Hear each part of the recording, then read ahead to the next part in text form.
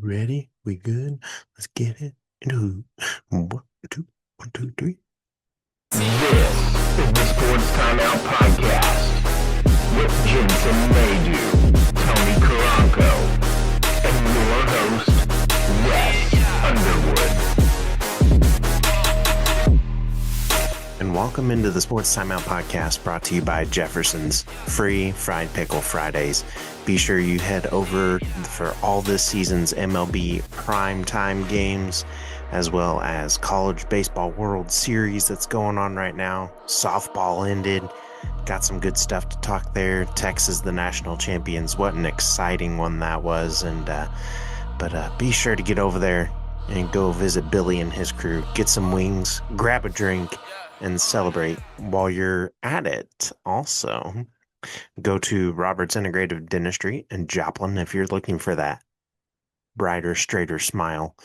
Just, if you want to look fresh or, be ready for beach season, summer in general, be sure to schedule your appointment today at 417-622-0404.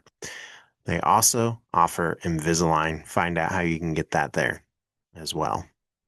And last but not least, don't forget to check out TeeTime in Webb City. Be sure to reserve your spot to play some golf or pickleball. If you're looking for something fun to do with your family and friends, or your company is wanting to have a fun activity to do for team building, then TeeTime is the spot for you this summer to get that fun and also half price bay rentals on Tuesdays. And if those don't intrigue you, get that iced coffee like I do. I'm pretty certain that they've got the finals going on right now over there as well. Be sure to go over and catch that. Maybe play some cornhole while you're out there if the weather's good. We've been kind of rainy today. Yesterday was a good one. Today looks to be decent in the morning. We'll see what the afternoon looks like. But Wes Underwood, Clint, Tony, Jensen, Sam is out or all out this week. We'll talk soccer a little bit later in the show and give an update on where Sam is. Clint working, Tony's working, but before we go ahead and get started here, let's make sure you hit that subscribe and follow button on YouTube. All right. First up, we continue to talk NBA playoffs, and that's brought to you by Black Eagle Apparel. They do custom apparel and jerseys for any team, sport at the best prices. They are the official merch provider for the Joplin Outlaws and the Sports Timeout podcast. So make sure to go check out their website at blackeagleapparel.us and be sure to subscribe to their mail list and get 25% off your next purchase. And, we'll talk finals. And, man, what a way to end it last night. Like, honestly, I was fearing as an OKC fan. And, Clint, I told you this would go at least 6. I said it would finish in 6. We'll see if that happens. But Clint said 5. I said 6 last week. And for what SKC did, or wow, I'm thinking soccer ahead already. But OKC, SKC, OKC, everything around here, KC, right? KC on my hat, But what they were able to do, Oklahoma City, to pull off that 111-104 upset of the Pacers in Indiana was just something different. And it was awesome to watch the comeback in the fourth quarter. And it seemed like the Pacers were just going to keep going and going and build, and then fouls, missed shots, just the typical things that happen when you're trying to defend a lead late in the game. And Shea Gilgeous-Alexander pushes off that defender for the bucket, and the Thunder take game 4 to even the series. I mean, a lot more than that happened, but I mean, it's been fun to watch. We're already 4 games in. And for those that thought the Pacers were going to walk away with that last night, here we are. We got game 5 coming up. And I don't know. I, at this point, I don't know if OKC can pull it out and take it, or if the Pacers can just win two more and take it. Like, this has actually turned into a really good series, and I'm really impressed with how both teams have, fought for this, to be honest. I mean, never once did I think Indiana would be in the finals. Okay. OKC, sure. Beginning of the year, preseason favorites, things happening, clinch the playoffs, all that jazz. 32-8 away on the season. 68-14 overall. And then you have the Pacers 29-11 at home. Yeah, crazy. Crazy. 50-32 overall. They get that 13 seed, or not 13, but wow. Man, I'm just out of it after watching that game. I'm just out of it today. But 31-17, when you outscore that team in the fourth quarter and you come back and outscore them 31-17, you deserve that win. That was a well played fourth quarter by the Oklahoma City Thunder. They were patient. They played hard. Did they miss a lot of shots? Absolutely. But for them to have the patience to wait, to make sure that they could make the right things at the right times, basket wise, defensively, offensively, man, crazy. Jalen Williams puts up 27. Shea Gilgis Alexander puts up 35. Caruso comes in and puts in 20. SKC played well. Played well. And then looking at this here, Burton puts up 18. Nemberhard puts up 10. Obi Toppin puts up 17. Looked a little defeated coming off that court. I don't know how that's going to affect his persona the rest of this series, but was the first one out. They watched him, they followed him. Didn't look too happy, obviously. I mean, you lose, but this Pacers team is doing what the odds defied them to not do. But Oklahoma City, strong fourth quarter. Fantastic, fantastic game to watch. When I turned it on, OKC was down by 10, and they were able to come back and do that. So at this point, like I said last week, I wasn't really confident. I just called the Thunder because it's the local team. I want to stick with my thought and say that they win the next two and win it, but I don't know. I mean, you go, let's look at the bracket here. I mean, you go, what? You win the first two, right? Yeah.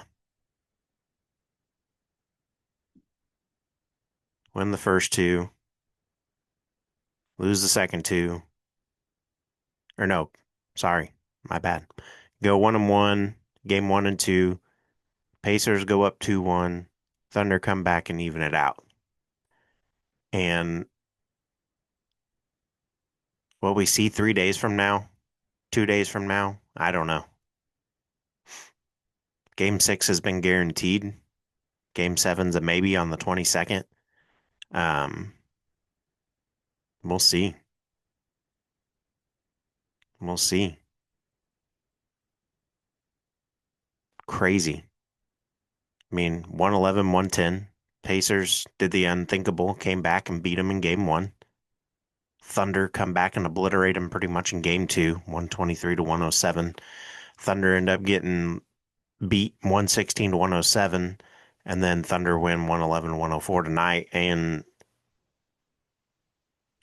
what's to say this next matchup is in the lower 90s for both teams? Just because I think defense is going to be high in both of these matches coming up. And whether we see a game 7 or not really depends. I think whoever takes game 5 is going to be the one to win it in game 6. I do.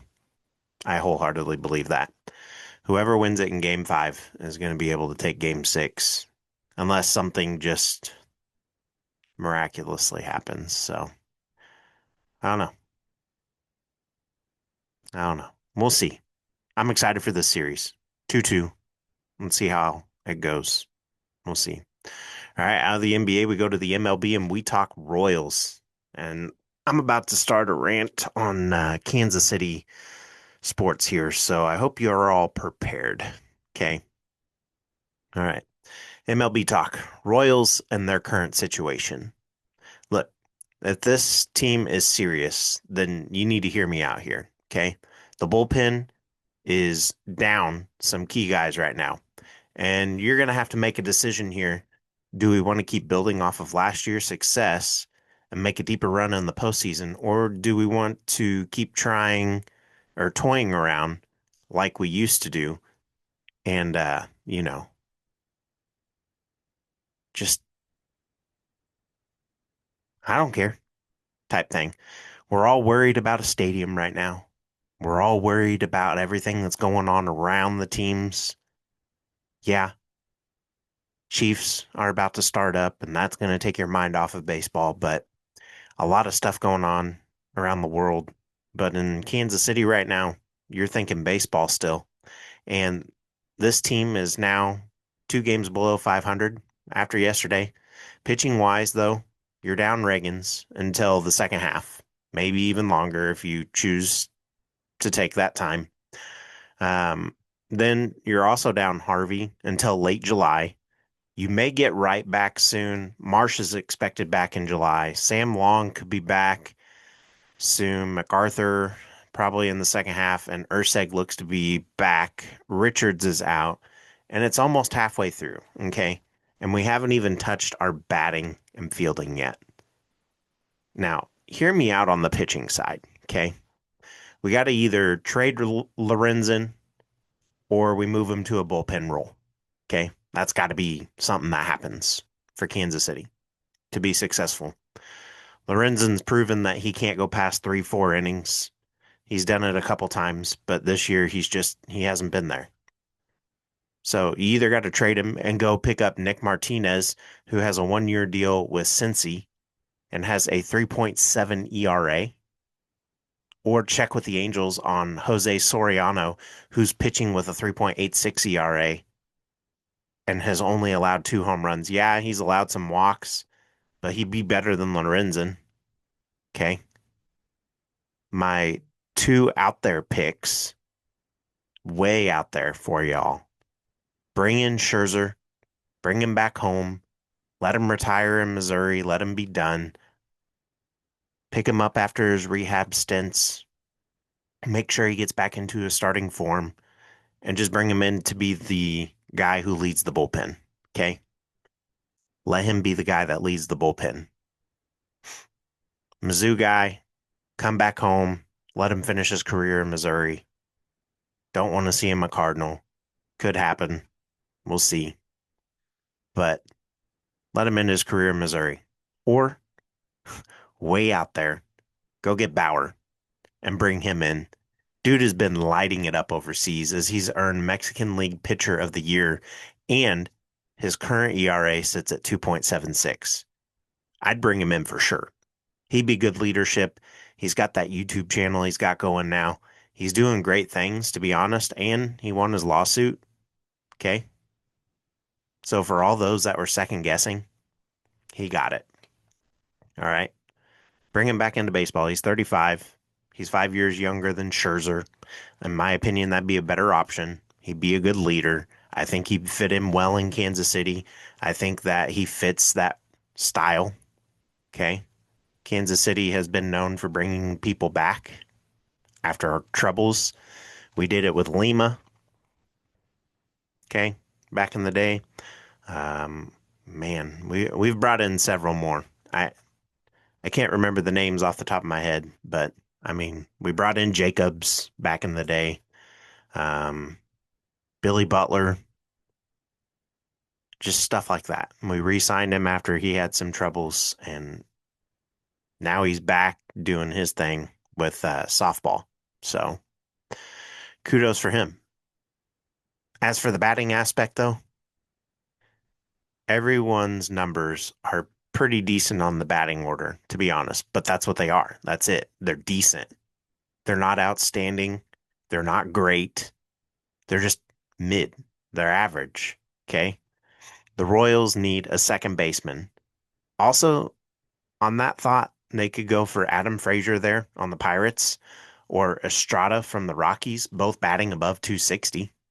Okay.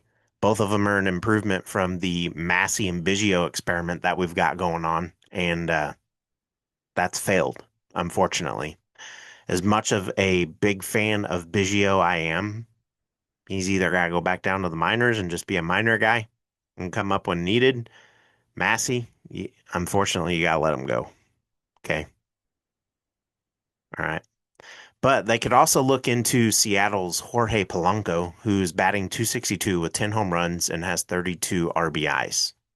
Maybe the Royals answer that way.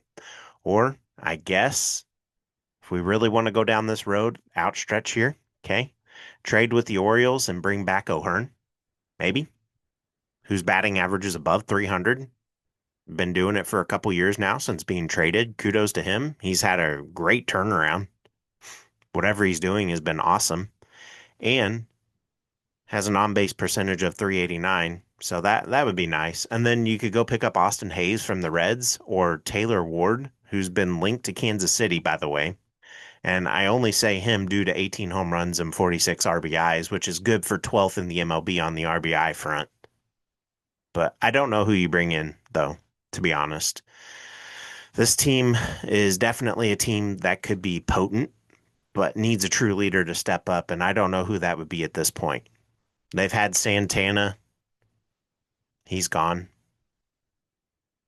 They had a couple last year. They had Tommy Pham at one point. He's gone. They had, man, who did we bring in right before the playoffs last year? Jong. Yeah, DeJong. Brought him in. He did okay.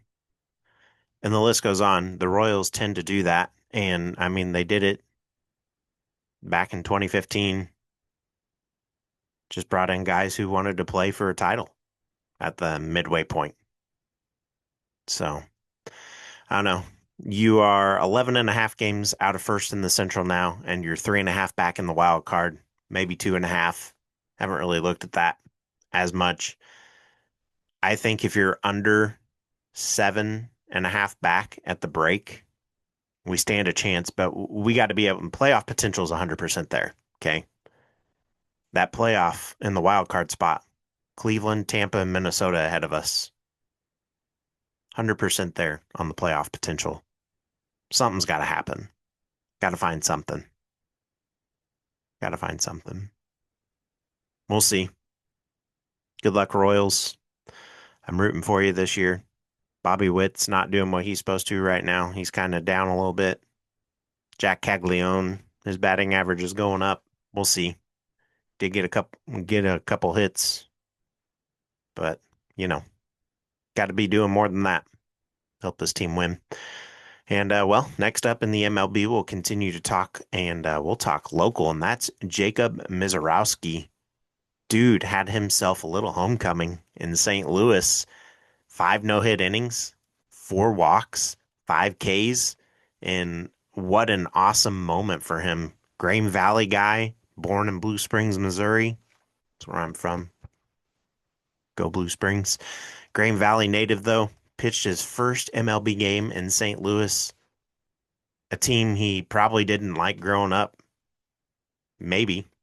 Not very many Cardinals fans in that neck of the woods, but there's a few. There's a few. But yeah. Came from Crowder and Neosho.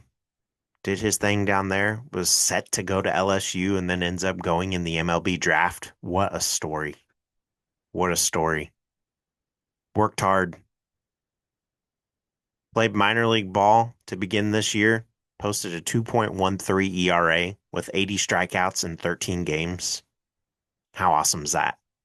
His kids worked hard and also joined Aaron Ashby, who came from Crowder as well. and he's a Kansas City native as well. Um, but great story there. Love to see a couple guys from Southwest Missouri and up towards my hometown. Super awesome. Really proud of them.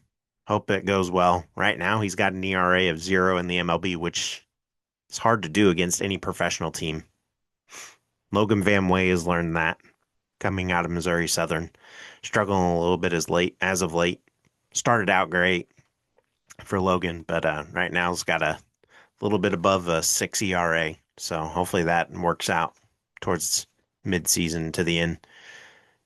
Got a great arm. Both these guys do. Mezrowski, Van Way, and then Aaron Ashby, who's been lighting it up over the last couple weeks as a reliever. Been doing great.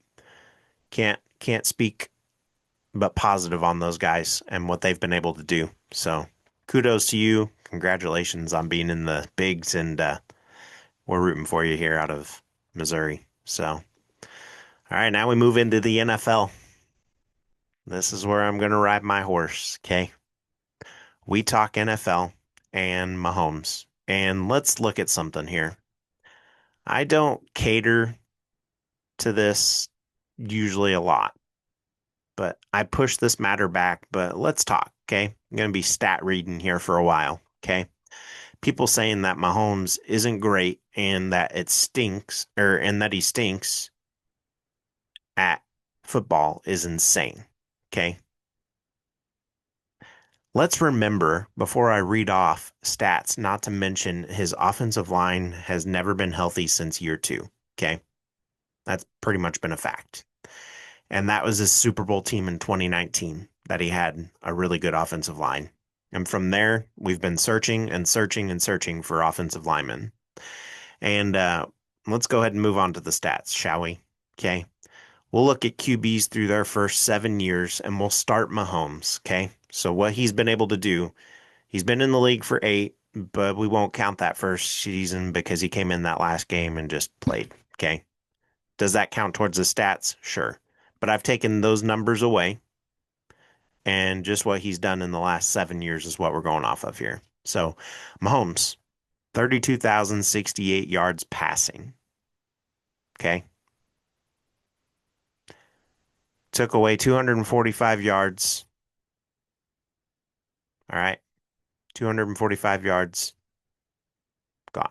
That was the Denver game. Okay. He's got more than that, but we'll keep it at 2,000 or 32,068. 70 no. 245 touchdowns. Double check on that, make sure. I want to make sure this is accurate. Believe it's 245 touchdowns. Do my fact checks here. Yeah, 245 touchdowns. Okay. All right. And then 74 picks. That's with 5 games not played due to rest and injury. So that's just him choosing to be healthy and play smart before the playoffs. All right. 32,068 yards. Could have been more. Didn't go for records a couple of seasons due to wanting to rest and injury. Duly noted. Tom Brady, first 7 seasons. 26,364 yards. 197 touchdowns. 86 picks through his first 7 seasons. Okay. Another comparison, Josh Allen. Everybody raves season in and season out. Josh Allen is better than Mahomes. All right. Allen's been in for 7 seasons. Okay. 26,434 yards, 197 touchdowns, and 87 picks through his first 7 seasons. Okay. Excuse me, 84 picks. Another comparison. Okay. Everybody rants and raves over Peyton Manning. They love the sheriff, everything he's done. Peyton Manning, first 7 seasons, 29,442 yards, 216 touchdowns, and 120 picks. That's insane. 120 picks, and he's considered a Hall of Famer after the first 7 years. Like people were ranting and raving about Peyton Manning back in those days. Okay. Another guy that was ranted and raved about, and these are guys that are in the top 5 in the NFL overall, other than Allen and other than Mahomes. These are the current leaders at the top of the pack in the NFL through their careers. Okay. And most of them had lengthy, good, long careers. All right. Brett Favre, 26,803 yards with 213 touchdowns and 116 interceptions. Mahomes is starting to look pretty good now, huh? Breeze, another one, 26,037 yards. Yes, he was 4 games short one season, but even with his yards in 2009, he still didn't even pass Mahomes. And that was his Super Bowl year. Okay. That was his Super Bowl year. Breeze had 167 touchdowns and 99 picks. Okay. That's first 7 seasons. And I even gave him the 8th season. So, and then here's another one to prove it. He was the fastest quarterback to 30,000 yards, doing it in 103 games. Stafford did it in 109. Warner and Marino did it before that in 114. Okay. Those are also Hall of Famers. Stafford will be there one day. All right. Even if we judge these guys based on their first 7 seasons, every one of them was just ranting and raving about and saying that this is a future Hall of Famer. Rightfully so. But why is Mahomes not in that talk? Why are people shunning him out? Why are people going for Lamar Jackson, CJ Stroud, and Josh Allen? When I just proved to you that Josh Allen, yeah, maybe Allen has more rushing yards, but you've seen the picks and you've seen the touchdown differential and the yardage differential. Okay. So let's go ahead and go to my last comparisons here, and that's Lamar Jackson and CJ Stroud, who I just mentioned. All right. Lamar Jackson is heading into year 7 as a starter this year. Jackson currently has 18,858 yards through the air, 160 touchdowns, and has 47 picks. 46 picks, excuse me. Lamar has had more talent at wide receiver statistically and a better defense statistically as well. And that's where he stands. Okay. That's where he stands. I'll give him accuracy. Lamar passes well. He can run too. Lamar and Allen can run it. Mahomes can't unless it's a clutch situation. We've seen what Mahomes can do in clutch situations. He's proven that he can be mobile. He just chooses not to be. And if he needs to be, he can be. Okay. But Lamar and Allen can do that. As for Mahomes and Stroud, Mahomes' first 2 seasons, because that's all we've gotten out of Stroud so far. Mahomes in his first 2 seasons, 9,128 yards, 76 touchdowns, and 17 interceptions. CJ Stroud through the first 7, or excuse me, for the first 2 years, 7,835 yards, 43 touchdowns, 17 picks. So fairly same accuracy, less touchdowns by 33. Okay. And CJ Stroud has had some guys to throw to. Okay. I mean, should I go any further? For the first 7 years of a career, what Mahomes has done is incredible. All right. All those stats, 2 MVPs, 7 AFC championships, 5 Super Bowls in 7 years, 3 championships won, and 3 Super Bowl MVPs. Okay. Not a lot of people have done that, if anyone. Tom Brady could come the closest. All right. I get where Tom Brady gets all the heat from after having that much success. But It's been crazy. Crazy. I like how Mahomes is looking this year. We got Royals, Worthy, Rice is there coming back. Hollywood Brown coming back. I like Royals, Rice, Brown, and Worthy more than I like D-Hop coming in last year. D-Hop was honestly a big disappointment. He came up in clutch situations. He helped us in a few spots, but really didn't utilize him that much. It's crazy. It's crazy. But here we are. All right, next up, we'll move into the world of college sports and we'll talk softball and baseball. And man, I told you this week we would talk after everything was done. And, well, first we'll talk softball. Texas becomes your national champion. Holy moly. 3-game series that was. 3 games. It went all 3. And it was eventful. Texas and Texas Tech in game 1. Texas pulled that out 2-1. Texas and Texas Tech game 2. Texas Tech pulled that out 4-3. And then Texas just unloaded in game 3, 10-4. And that's how they become your national champs. And what a ride Texas had. Texas beat Oklahoma 4-2. And after that, I kind of figured that would be it. I figured Texas would be the national champion. Oklahoma ended up playing Tennessee. They beat Tennessee. And then, yeah, no if necessary game happened.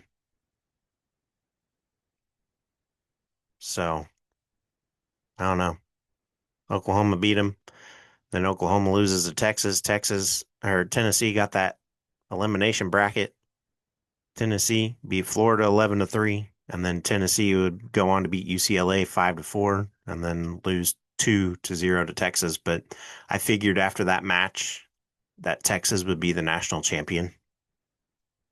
Beat Florida 3-0 and then just work their way in. Their only loss of the season or the postseason came to Texas Tech. Incredible run.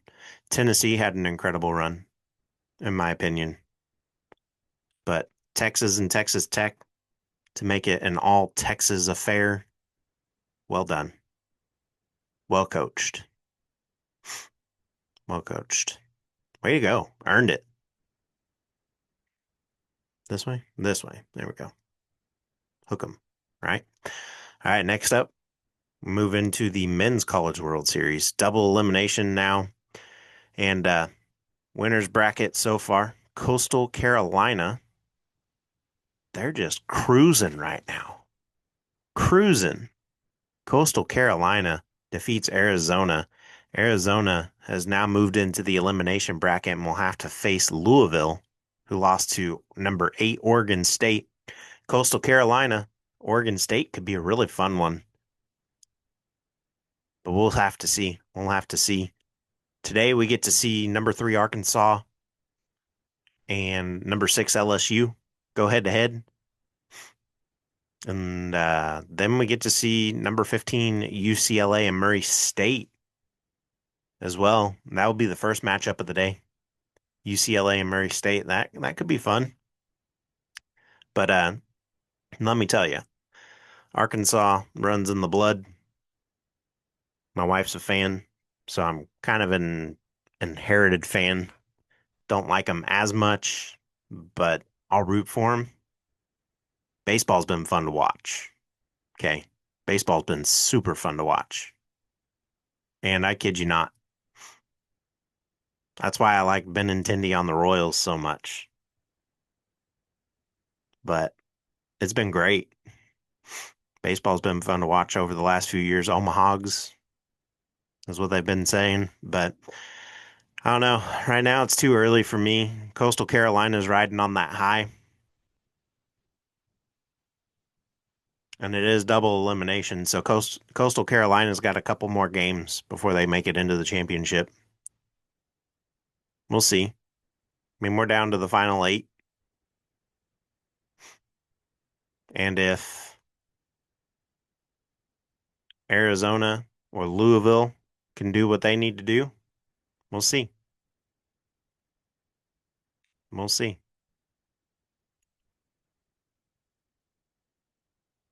Next up, we are going to go into the Footy Forum, brought to you by the Corner Kick in Neosho. And let me get that graphic pulled up here real quick. Can't wait for Sam to get back, by the way. Can't wait for that story. It's going to be awesome. Super excited for his mission trip that he got to go on for soccer and the things that he's been able to experience over there. Corner Kick, of course, located at 1411 Blue Oak Lane, Suite C, Neosho, Missouri. They have the largest soccer store in Southwest Missouri, Northwest Arkansas, Southeastern Kansas, and Northeastern Oklahoma. Be sure to check them out Tuesday through Sunday for your football needs. And I would assume his wife, Hannah, is running things right now. May have left it up to Waza, who knows? But nah, they got things going. And first up, we'll go ahead and talk Comets FC. They're off this week. Ended up going on a 2-game losing streak to end the season. They end up being the 3 seed, and they will be playing in the playoffs. So much more to come. We'll see how things go. We'll talk a little bit about that next week too. Just kind of recap what happened at the end of the season there. Beautiful game against Bartleville, in my opinion. I mean, you lose to probably the champion of the league 2-1 after equalizer, and then just in the final seconds, lose it on a shocker banger. So we'll see. We'll see where it goes. Next up, we go ahead and talk the Kansas City Current. And let me tell you, this team is something to watch. Kansas City won its 4th straight regular season match 2-1 against Gotham. And despite all the injuries that have happened, Lo LaBonta, who picked up an injury during her first U.S. women's national team camp, 22-year-old Michelle Cooper, also fresh from U.S. women's national team camp, took just 3 minutes to score. And then Temwa Chawinga in that game followed shortly after, bringing her level with Esther Gonzalez and Barbara Banda in the Golden Boot race. This will be the 2nd year in a row that that's happened for her. She's only been in the league for 2 years, guys. This is year 2. So that's pretty impressive. But a late own goal chipped away at that lead. But the Current continued a theme of their season. They scored early, then shut things down. And now we talk about that because this has just been, it's been awesome to watch. And I'm excited today to go watch Racing Louisville coming into town. The Current have been able to do what they've done, and to watch what they're doing has been something else. They're determined to stay at the top of the table. And as we look at the standings here, Kansas City Current run the table, 27 points. Refresh this here. See what happened earlier. So the Wave, I think the Wave won earlier, which would make them at 23. So that would put them ahead of the Spirit and the Pride by 1. Let's see.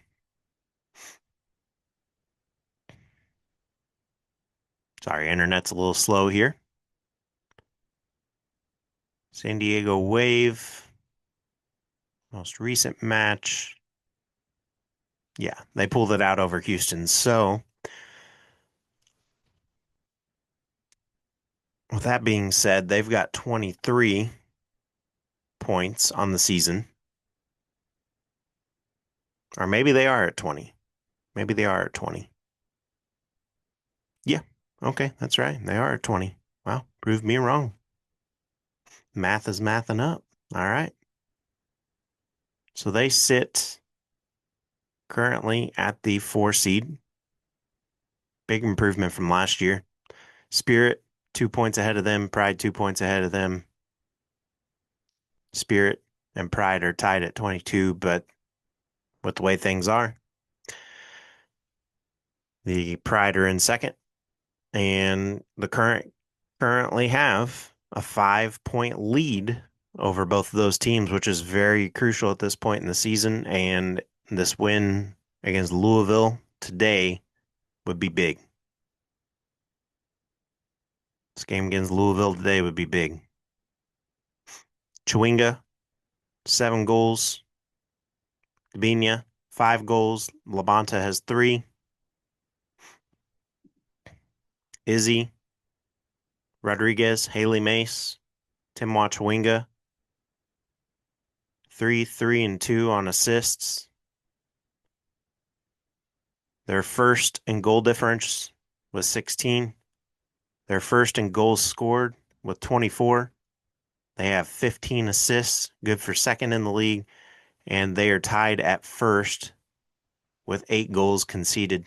And it's been phenomenal to see what Lorena's done in goal, and just to see what this team has done with and without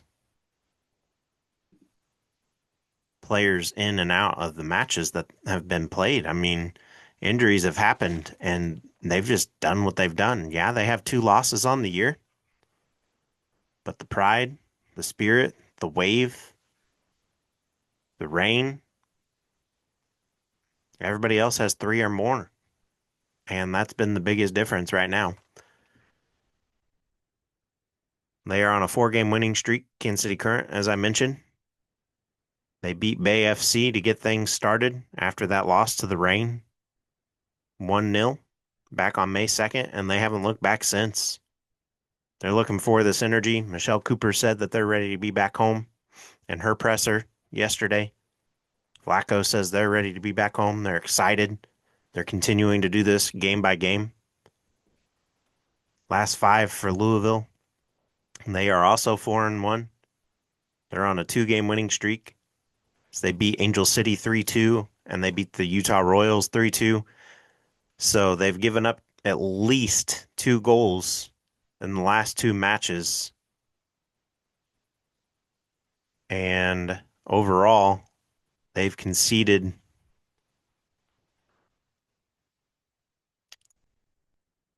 6, 7. They've conceded 7. No, 6 it is. 6 it is. So, Kansas City, 24 goals total. Louisville with 15 on the season. -3 difference in their games. Head-to-head record in the last 5 meetings. May of 23 is what we go back to. Louisville won 2-0. Kansas City Current lost 2-1 on July 7th of 23. Kansas City Current then in August of 23 in the NWSL Challenge Cup won 3-0. Then they were tied last year on May 18th in a 3-3 match. And then the last match of 2024 against Racing Louisville, Kansas City came out victorious 2-0. It's going to be a fun series. It's going to be a fun game. It's going to be high paced.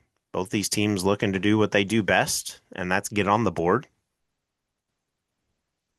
15 goals is nothing to shake your head at. So excited to go to that one tomorrow or today. Super excited for that. Next up, we move on and we talk Sporting Kansas City, and they return home as well. All this takes place on Father's Day weekend. And 4-4-9 with 16 points on the table. 4-6-6. Kansas City looks to be taking on FC Dallas at Children's Mercy Park, 7:30 p.m. tip. Jovelich, Shalloway, Garcia. We'll talk a little bit about that last matchup. And they come off a tough loss on the season in their last match. They get the lead off of Jovic, and then LAFC comes back with the equalizer and just before half, and then LAFC gains the lead on a penalty kick and sealed the deal in stoppage time. And look, when you only take 5 shots in a match, how do you expect to win? Compared to 22 that were taken against them. Like, I mean, come on. You earned 2 corners in that game as well to their 8. That has to tell you something. Again, I don't like to blame it all on one guy, so I won't blame Camp this time. Because I do believe after watching that match, he gave his all. And I was super excited to see how well he did. It was just unfortunate situations, but this instinct inconsistency is blamed on the back line. It's got to be addressed. Things were going well for him, and then they just did what they did. And that's been the story for the back line all season. Sporting has not been able to capitalize very well once scored upon. And it's been hard to watch. Last 5 games between these two have been really close. There's never been a dull match dating back to 23. Sporting won the first matchup in this last 5, 2-1. Sporting won the second match on July 7th of 24, 3-2. That was a thriller. I was there for that one. July 7th of 24. July 10th of 24, just 3 days later in the U.S. Open Cup, Sporting won that one. So Sporting at that point is 3-0. And then October of 24, FC Dallas beat Sporting 2-1. And then this year, March 29th, FC Dallas beat Sporting in a comeback. And hopefully the fans don't have to endure that this weekend. Be at Children's Mercy Park, 7:30 p.m., Kansas City, Kansas. And like we talked last week, Sporting isn't out of it. They've still got a shot to make it into the playoffs. They sit with 16 points, and if they can beat Dallas, that'd be huge for them. Not only would they be able to jump Dallas, they'd be super close to the Dynamo. They'd be super close to the Rapids, the Quakes, and Austin FC with that. Still a little bit of ways away from the Sounders, who have 26 points. But Austin FC, San Jose Earthquakes, Colorado Rapids, and the Houston Dynamo, they've struggled this year as well. So it's very doable for Sporting to get up there. It's very doable for them to just take their time and be patient and do what they need to do to win. And using that back line would be the first start for them. So super excited. Hopefully this matchup goes well for everybody who comes out to see it. Kansas City Current say the same thing. Hopefully everything out there comes well too. All right. We'll go ahead and end it there. And we'll move in to the local sports update. And that is brought to you by Ghetto Tacos. On Fridays, get 10% off all burritos all day long. They do close at 8 p.m. They are located at 536 Northeast Street, Webb City, Missouri. Drive-through available. Just call 417-717-1261. Hope you all got those orders in yesterday. Get on over there today. Food Truck Fridays coming up. They got Third Thursday coming up. Be sure to follow their page to help vote them as best of the 4 states again for tacos, taco shops, food truck, you name it. Class Top class service over there, top notch. Everything has been phenomenal. Everything I get, great. Quesadilla, that's what I got this week. Guaranteed to go there at least once or twice a week. Phenomenal food, phenomenal service. Love what Carletta and Marcus have done. So, all right. Joplin Outlaws return home today as they have a 2-game homestand at Joe Becker against the Sherman Shadowcats. Tonight's game will begin at 7:05 p.m. and tomorrow they will play at 6:05 p.m. They are currently on a 4-game winning streak and are 11-3 on the season. And double check that here because they had a double header last night. Don't know if it got played or not. They've had a lot of weather to deal with as well. But we'll see. Yep. And they've had a lot of crazy weather. I mean, they got games in Texas and Arkansas and just everywhere you can think of for the weather. So let's take a look here for the Outlaws. Dun, dun, dun, dun, dun, dun, dun. Sorry, I watched, treated my son yesterday to the, all right. So Marshall's game did not happen. So we'll see. They did beat them on June 11th, 18-8. In their game on the 12th and 13th. As far as I know, did not happen. So tune into their social media pages, their Facebook, their Instagram, all that jazz, as they will probably update as well. So on that note, we head into the 2-minute warning, and that's brought to you by Trackside Burgers. They're open at 1515 West 10th Street. Go get some weekend barbecue today, this weekend as well. Kids eat free on Monday, as long as parents buy an adult meal. Be sure to get over there and get your barbecue on. Chef Mike cooks up phenomenal stuff and his specials. Be sure to check out that specials menu. It's always something good. So no local sports. High school athletics are done for the season. And yeah, so be sure to have a great Father's Day weekend. To all those dads out there, thanks for what you do. Keep being you. I know my dad is going to probably just be chilling at home this weekend, doing what he likes, watching movies, watching TV, probably barbecuing. My son and I have dragged my wife along into the Kansas City Current game this evening. Excited for that. Can't wait to see it. Super excited. Not excited for the drive, not excited for the drive home, but excited for the matchup and the fun. So, but all right, on that note, y'all have a good and safe weekend. Everybody take care. Enjoy your summer. And hopefully no more rain after this weekend. No more severe storms, nothing around here. But on that, take care. Have a safe weekend. We'll see you next week on the Sports Timeout podcast.